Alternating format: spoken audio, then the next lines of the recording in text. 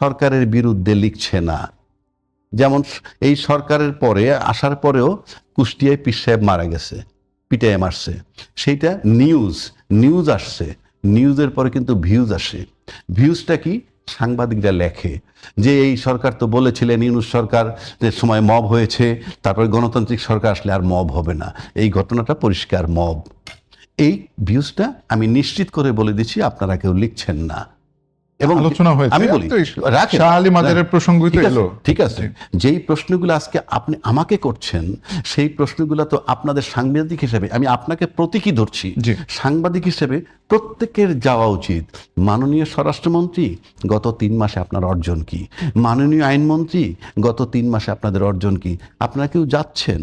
আপনারা কি একবারও গিয়ে কেউ প্রশ্ন করছেন যে এই ইউনূস সরকারের গায়ের থেকে আমরা প্রচণ্ড দুর্গন্ধ পেয়েছি, সেই খলিলুর রহমান কেন এখানে, সেই আশিক চৌধুরী কেন প্রধানমন্ত্রীর সাথে, সেই অ্যাটর্নি জেনারেল কেন এখনো আইনমন্ত্রী?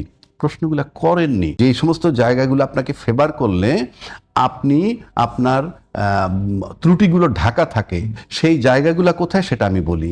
সেই জায়গাগুলো একটা হলো মিডিয়া, একটা হলো আমলাতন্ত্র, আর একটা হলো বিজনেস অলিগার্ক। এই 3টা সেক্টর এখন আপনাকে কোঅপারেট করতেছে। 15 বছরের যে ঘটনাগুলো ছিল জঘন্য, আয়নাঘর ইত্যাদি ইত্যাদি, আয়নাঘর ছিল, ক্রসফায়ার ছিল, বিডিআর হত্যা ছিল, তো এই সরকার আসছে অনেক উন্নতি হয়েছে। No, it is not correct. তাকে সরানো তো এগুলো বন্ধ হয়ে গেছে, তো উন্নতি কি হইল? কল্পনা করেন চক্ষু বন্ধ করে, শেখ হাসিনা থাকলে 29 পর্যন্ত এটা থাকতো, 19 হয়ে গেছে বলে ওইগুলো নাই। এগুলো এটা তো ডেভেলপমেন্ট সরকার করে নাই, তাকে তারাই দেওয়া, এগুলো বন্ধ হয়ে গেছে। মানে আপনি কিরকম উন্নতি দেখতে চাচ্ছিলেন? আমি যে উন্নতি দেখতে চাচ্ছি, যে আমি বললাম, আমি দেখতে চাই, আপনি বলছেন 5 লক্ষ কোটি 10 লক্ষ কোটি টাকা চুরি হয়ে গেছে, ব্যাংকের থেকে লুট হয়ে গেছে, আমি সেই মামলাটা দেখতে চাই। আমি কি বুঝতে পারছি? আপনি এই সরকার টালবাহানা করতে বলে আপনি নির্বাচন মেনে নিছেন, এইটা সেইটা বলতেছেন। এই সরকারের এই অন্তর্বর্তী সরকার খলিলুর রহমান পররাষ্ট্রমন্ত্রী কেন? এই অন্তর্বর্তী সরকারের অ্যাটর্নি জেনারেল, তিনি এখন আইনমন্ত্রী। বিডার যিনি প্রেসিডেন্ট ছিলেন, উনি আজকের প্রধানমন্ত্রীর সাথে সফর করতেছেন। এগুলো সব ইউনূস সাহেবের। মানে কারণটা কি? কারণটা কি বলতে হবে তো। আজকের স্বরাষ্ট্রমন্ত্রী, অর্থাৎ চৌকস স্বরাষ্ট্রমন্ত্রী, উনি চরমভাবে বিরোধিতা করছিলেন, খলিল সাহেবকে সরাইতে হবে, তারপরে আসিফ মাহমুদ, আর ছিল আপনার মাহফুজ আলম, তাদেরকে সরাইতে হবে। আজকে মন্ত্রী পরিষদের সহাবস্থান করছেন। আমাদের আস্থার জায়গাটা নষ্ট হচ্ছে। আমি যে সামনের দিকে বলবো যে আমার, হ্যাঁ আমি দেখতেছি এই হবে, আমাকে দেখার জন্য সেই সুযোগটা তো দিবেন। আমি তো, আমার পরিস্থিতি তো বলছে না। যাদের বিরুদ্ধে আপনাদের আন্দোলন ছিল তাদেরকে আপনারা নিয়ে সহাবস্থান করতেছেন। জামাতের বিরুদ্ধে আন্দোলন ছিল, তাদেরকে সব দল সহাবস্থান করছেন। সেজন্য আমাদের আস্থার জায়গাটা নাই। আপনি মুখে বলতে থাকেন না, বলতে পারবেন, কারণ 2/3 মেজরিটি নিয়ে আপনি আসেন। আপনি নিজে যখন আইন মানেন না, আপনি আরেকটা লোকের আইন মানাবেন কিভাবে? এই সরকার বলে আমরা সাংবিধানিক সরকার, উনি একজন আইনজ্ঞ, একেবারে বিরাট পণ্ডিত হইতে হবে তা না, সাধারণ মানুষও বোঝে। সংবিধানে বলা ছিল সংসদ ভেঙে যাওয়ার পর পরবর্তী 90 দিনের মধ্যে নির্বাচন। সেই নির্বাচন 90 দিনের মধ্যে হয়েছে? তো যদি না হয়ে থাকে, এরপরে কি সংবিধানে বলা আছে যখন মন চায় তখন? না। তার মানে আপনি সংবিধানের বাইরে আছেন, থাকতেছেন সংবিধানের বাইরে, বলতেছেন আপনি সংবিধানের ভিতরে। ভাই, সাধারণ লোক বোঝে। এই কাভারেজ দিয়েন না। বিশেষ সিচুয়েশনে, বিশেষ কারণে, বিশেষভাবে নির্বাচন হয়েছে, সেইগুলাকে বৈধ করার জন্য আমি বলছি, সেইগুলাকে বৈধ করার জন্য এই যে গণভোটের আলোকে জুলাই সনদের বাস্তবায়ন, ওইটা একমাত্র রাস্তা। এখন হয়তো আপনি পাত্তা দিচ্ছেন না। আপনি দেখেন প্রতিবেশী দেশের পাশে এই শুভেন্দু আসছেন ক্ষমতায়, উনি এসে অলরেডি 100-150 তার লোক পাল্টাইছেন। লোক তো পুরনো সেই মমতারই 15 বছর চালাইছে, কিন্তু সে আপনাকে দেখাইতে হবে যে আপনি পাওয়ারে আসছেন। পাওয়ারে আসছেন মানে কি?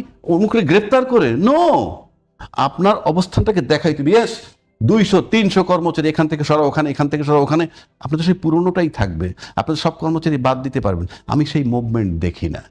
তারপরে এই যে এখনো যারা কাস্টডিতে আছে, অনেকে শেয়ার বাজার কেলেঙ্কারি করা লোক কাস্টডিতে আছে, কিন্তু মামলা কোথায়, অ্যাকশনটা কোথায়? আমি তো দেখছি না রে ভাই। উপরন্ত ইন এডিশন এই যে আপনি আজকে বলছেন রিট করেছি ইউনূস সাহেবের ব্যাপারে, আপনি রিট করতেই পারেন, বাট প্রশ্ন একটা শেষ করে দিচ্ছে এটা বলে, যেহেতু রিটের প্রসঙ্গটা আনছে। নাম্বার ওয়ান, রিট হয় গভর্নমেন্টের বিরুদ্ধে, এটা আপনাকে মাথায় রাখতে হবে। কি বিষয়? যে কোনো বিষয়ে রিট করতে হলে সরকারের বিরুদ্ধে করতে হবে, অর্থাৎ সরকারের ইনভলভমেন্ট, অর্থাৎ সরকার এই কাজগুলো করতেছে না।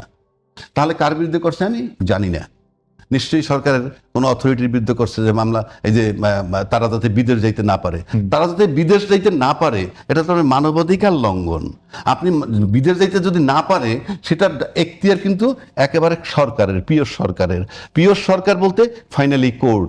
আপনি সরকার ইচ্ছা করলেই কিন্তু অমুকে বিদেশ যাইতে পারবে না, এটা বাংলাদেশে সম্ভব, কিন্তু নিয়মে নাই। তাকে অ্যাপ্রোচ করতে হবে আদালতের কাছে, যে এই কারণে তাকে বিদেশ যাওয়া থেকে বিরত রাখতে হবে। এখন আপনি যদি বলেন আমি রিট করেছি, আপনি রিট করার আপনি কে, আপনার জুরিডিকশনটা কি, মানে আপনি কেন করতেছেন? আপনি বরং যেটা নিয়ে সেইটা নিয়ে মামলা করেন, স্পেসিফিক মামলা করেন। ওই যে হামের জন্য লোক মারা গেছে বলতেছে না, হামের জন্য লোক মারা গেছে, আমি বারবার শুনতেছি, সবাই টকশোতে বলে। এ পর্যন্ত আপনার গভর্নমেন্টের কোনো দায়িত্বশীল ব্যক্তির কাছে আপনি শুনছেন? বলেন না, কথা বলেছে তো প্রধানমন্ত্রী, তথ্য উপদেষ্টা যিনি আছেন তিনি হামের বিষয়ে কথা বলেছেন। সরকার তদন্ত কমিটি গঠন করবে হামের বিষয়ে আপনি আমার কথাটা বুঝেন নাই। জি, কমিটি বানায় তদন্ত করেন, তদন্ত করে কমিটি বানান, এগুলি 55 বছর বয়স এই গল্পের। আচ্ছা, আর রাখেন, আমি বিরতি নিতে হচ্ছে। মামলা করবে, জি, আপনি তদন্ত করবেন, মামলা করবেন, মানে কি? আগে তো মামলা হবে, দোষ খুঁজতে হবে না, মানে দোষ না যদি থাকলে। দোষ খুঁজতে না হয় তাহলে আমি টকশোতে বলি কেন? আপনার রাজ্যে কি প্রতিহিংসা রাজনীতির কথা এলো? আমরা দেখেছি যে জাতীয় সংসদের সাবেক স্পিকার ডক্টর শিরিন শারমিন চৌধুরী তিনি জামিন পেয়েছেন। এর আগে আওয়ামী লীগ নেতা সাবের হোসেন চৌধুরী তিনি জামিন পেয়েছেন। আইভি নারায়ণগঞ্জের সাবেক মেয়র তিনি জামিন পেয়েছেন। এবং সবশেষ আমরা দেখলাম যে সাবেক প্রধান বিচারপতি এবিএম খায়রুল হক তিনিও জামিন পেয়েছেন। এবং নির্বাচনের আগে বলা হয় যে আওয়ামী লীগের মোটামুটি তৃণমূল পর্যায়ের অনেকে যারা খুব তাৎক্ষণিকভাবে জামিন নিয়ে বের হয়ে এসেছেন, এটি একদিক থেকে আপনি কিভাবে দেখবেন? কারণ অনেকে মনে করছেন যে এটি আসলে সরকারের সঙ্গে সমঝোতার ভিত্তিতেই হচ্ছে। তবে এটা নিশ্চয়ই সাধারণ নাগরিক হিসেবে আমাদের প্রত্যাশা যে আইন তো আইনের গতিতে নিশ্চয়ই চলছে। একটু যোগ করে দিই যে এই সরকার ক্ষমতা নেয়ার পরে আন্তর্জাতিক অপরাধ ট্রাইব্যুনালের চিফ প্রসিকিউটর পরিবর্তন হয়েছেন এবং বিচারের যে গতিটি ছিল বা যে গতিতে চলছিল, আপনার দৃষ্টিতে কি মনে হয় যে গত 3 মাসে সেই গতি কি বেড়েছে বা কমেছে? আইন তার গতিতে চলবে, কিন্তু তারপরে সরকারের কিছু পদক্ষেপ তো থাকে। ধন্যবাদ আপনাকে এবং সমালোচক। দেখেন এখানে কথা হয়েছে, ওটা ভাই যেটা বললো প্রতিহিংসার রাজনীতি, মানে প্রতিহিংসার রাজনীতি শব্দটা আমি বুঝলাম না। প্রতিহিংসার রাজনীতি কোনটা? যে আপনার রাজনীতি আমি করতে দিব না, কথার কথা বলছি, সেটাও যদি বলেন তাও তো আওয়ামী লীগের রাজনীতি আপনি বন্ধ করে দিয়েছেন। কেন? ইউনূস সরকার বলছে তাদের রাজনৈতিক কর্মকাণ্ড নিষিদ্ধ থাকবে, কিন্তু সেই অধ্যাদেশ কিন্তু আবার পাশও হয়েছে। তাহলে আপনি যদি প্রতিহিংসার রাজনীতি না করেন, গণতন্ত্রে বিশ্বাসী হন, তাদের বিচার চলতে থাকুক, তারা রাজনীতি করবে, করুক। আমি তো আমার কথা বলছি না, আমি তাদের গণতান্ত্রিক পদ্ধতির কথা বলছি। ওইটা বন্ধ করার মানে হচ্ছে প্রতিহিংসার রাজনীতি। আর আমি যেটা বলতেছি, আপনি মব বন্ধ করবেন, দুর্নীতি বন্ধ করবেন, মাদক বন্ধ করবেন, ব্যাংক লুট করছে তাদেরকে গ্রেফতার করবেন, টাকা পাচারছে তাদেরকে গ্রেফতার করবেন, শেয়ার বাজার কেলেঙ্কারি আসামি জেলখানার ভিতরে আছে তাদের বিরুদ্ধে আপনি স্পেসিফিক মামলা শুরু করবেন।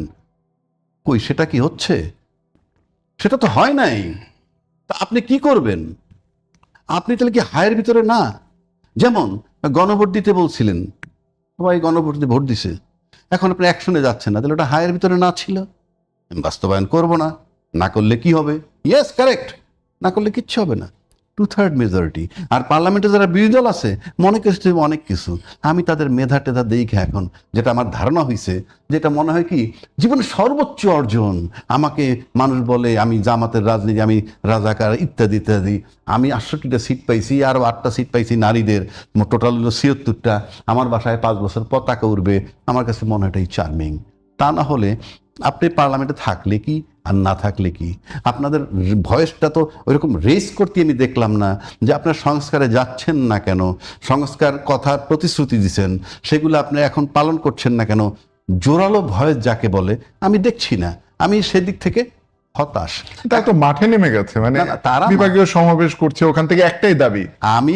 আমি দাবি একটাও করতে বলতেছি না। এইভাবে আপনারা মারামারি করেন, কাটাকাটি করেন, ওইগুলো আমি করতে বলছি না। আচ্ছা কি ভাই চায় আমি- যে আরো গন্ডগোল টন্ডগোল মারামারি টারামারি? কথাটা কিন্তু আমি- বেশি কাজ হয় না কেন? বেশি No, no, গন্ডগোল? আমি কিন্তু পরিষ্কার করে দিছি কথাটা।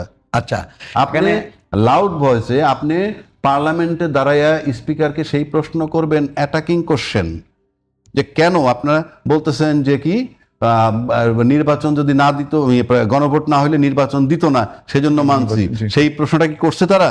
যে আপনি পার্লামেন্টে দাঁড়িয়ে বলেন এটা কি প্রতারণা না অন্য কিছু? কথার কথা বলছি আমি, সেই বলিষ্ঠ কণ্ঠ চাচ্ছি।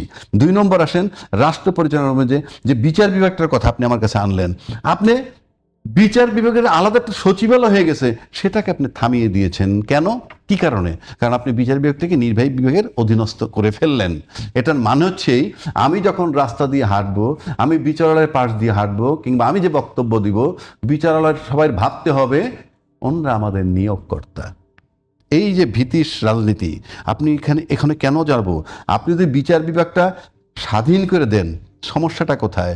If you love the country, if you love democracy, আপনি যদি বিচার বিভাগের মানে বিচারের স্বাধীনতায় বিশ্বাসী হন, আমাগুলো দৃশ্যমান কিছু হইতে হবে। 3 নম্বর আসেন, আপনি 3 মাসে কি করলেন না করলেন বললেন অনেক সময় না।